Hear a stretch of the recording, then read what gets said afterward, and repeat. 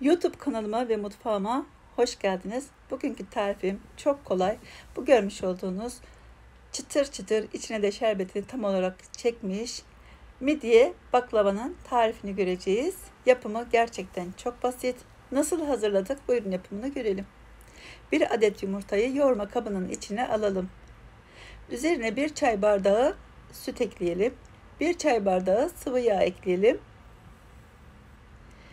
Bir çay bardağı yoğurt ekledim. 2 yemek kaşığı elma sirkesi, 1 çimdik kadar tuz, yarım paket kabartma tozu. Güzelce karıştıralım. Pürüzsüz bir kıvam alana kadar iyice çırpalım.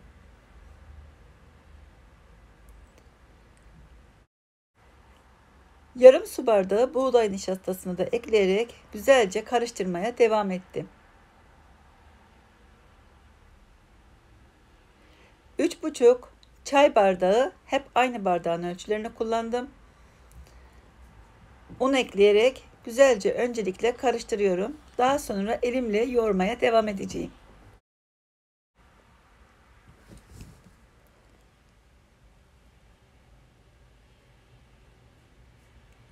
Evet, toplamda 3,5 çay bardağı un kullanmış oldum.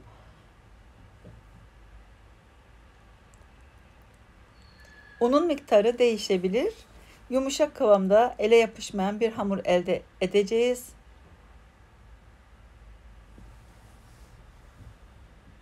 Evet, güzel bir kıvam oldu. Şimdi bunu biraz dinlendirebiliriz. Hamuru dinlendirdim. Daha sonra tezgahımın üzerine aldım. Şöyle biraz daha düzelttim.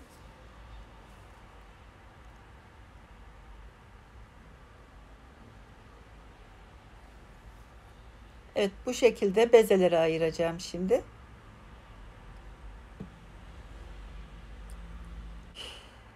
Bu şekilde cevizden birazcık daha büyük bezelere ayıracağım.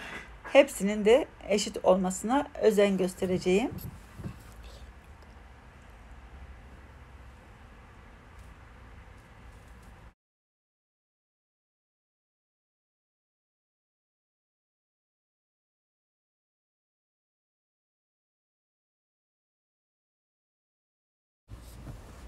Evet, hepsini hazırladım. Şimdi bir pasta tabağı büyüklüğünde açıyorum. Nişasta yardımıyla buğday veya mısır nişastası kullanabilirsiniz. Ben buğday nişastası kullandım. Hazırlamış olduğum hamurları büyük bir tabağın içine bırakıyorum.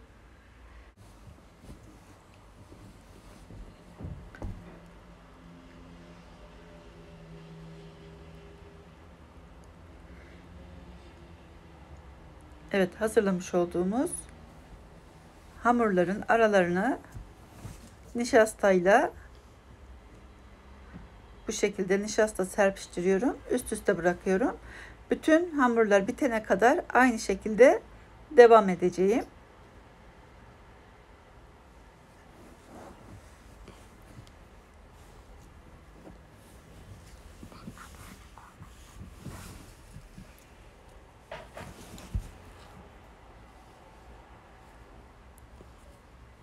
Hiç baklava yapmasını bilmeyenler bile gerçekten bu yöntemle incecik, çıtır çıtır, çok lezzetli baklavalar hazırlayabilirler.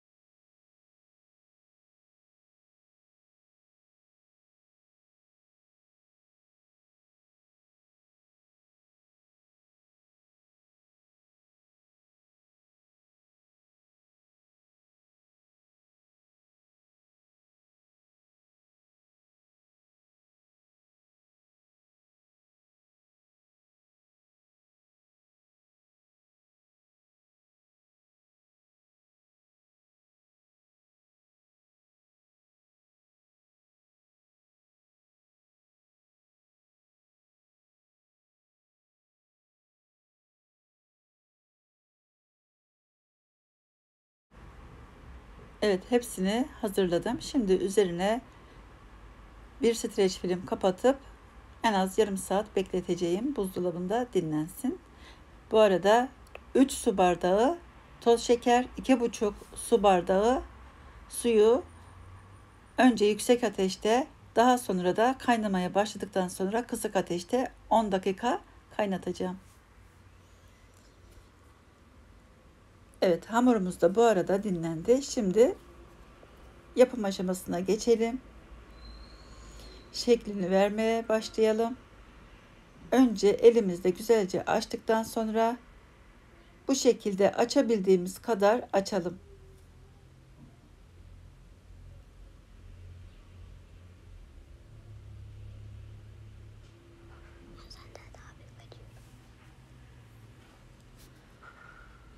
Gördüğünüz gibi küçücük çocuklar bile bu baklavayı hazırlayabilir.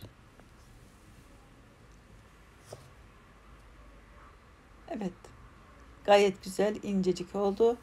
Şimdi güzelce üzerini düzeltelim. Bakınız, hiç yırtılmadan, yırtılsa bile sorun değil, fakat gördüğünüz gibi kat kat baklava açmış gibi olduk. Kenarlarını da düzelttim. Aynı oranda olmasını sağladım.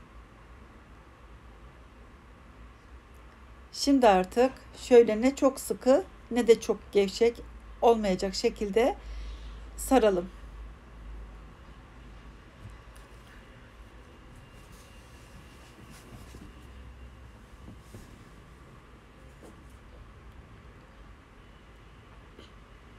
Şöyle ucunda hafif ıslatalım, açılmasın. Evet.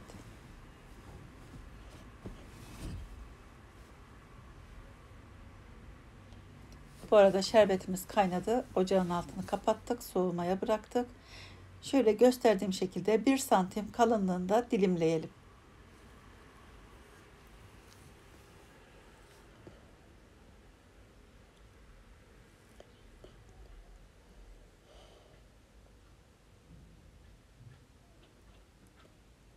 Evet, hepsini dilimledim. Şöyle çok hafif açalım, düzeltelim. Arasına yeteri miktarda iri kıyılmış ceviz ekleyelim. Daha sonra gösterdiğim şekilde kapatalım. Gördüğünüz gibi yapımı o kadar zevkli ve o kadar kolay ki çocuklarınızla beraber hazırlayabilirsiniz.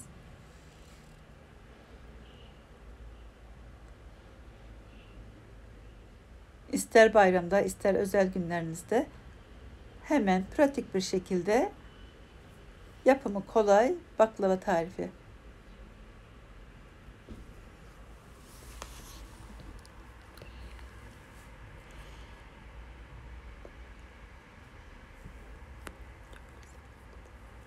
Çok güzel oldu. Evet kızım, gayet güzel oldu.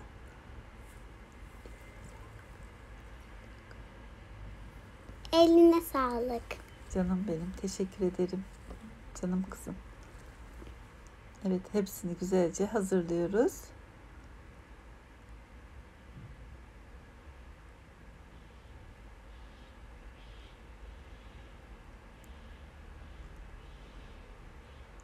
Gördüğünüz gibi gayet güzel, düzgün tatlılar hazırlıyoruz.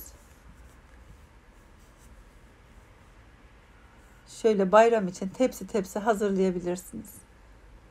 Şimdiden bile çok güzel görünüyor. Evet.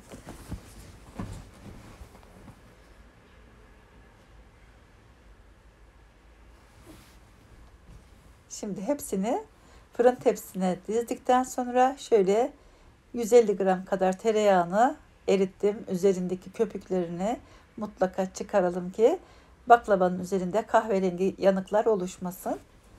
Şimdi bütün tatlıların üzerine yeteri miktarda tereyağını sürelim.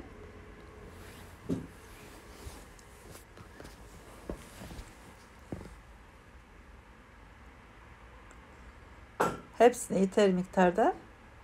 Gördüğünüz gibi çok fazla yağlı da olmuyor. Şöyle yeteri miktarda sürmeniz yeterli. Azıcık yeterli olacaktır. Evet canım.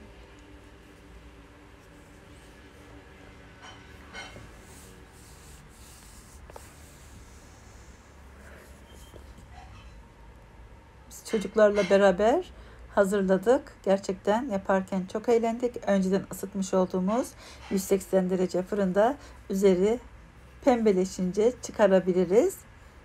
Evet, çıkardık. Gördüğünüz gibi kat kat çıtır çıtır şahane bir baklava oldu. Şimdi şöyle geniş bir borcama dizelim hepsini.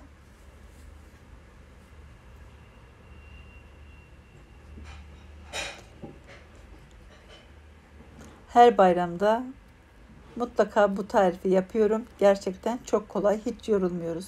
Şimdi sıcak baklavaların üzerine soğuk şerbetimizi dökelim. Buraya kadar da izliyorsanız ve tarifimizi beğendiyseniz Abone olmayı unutmayın. evet, bildirim zilini açıp beğenmeyi ve abone olmayı unutmayın lütfen. Üzerine dilediğiniz gibi süsleyebilirsiniz. Fındık, fıstık, ceviz ne varsa o şekilde süsleyebilirsiniz. Biz içimizden geldiği gibi fıstık da kullandık, ceviz de kullandık. Hatta Hindistan cevizi de kullanabilirsiniz.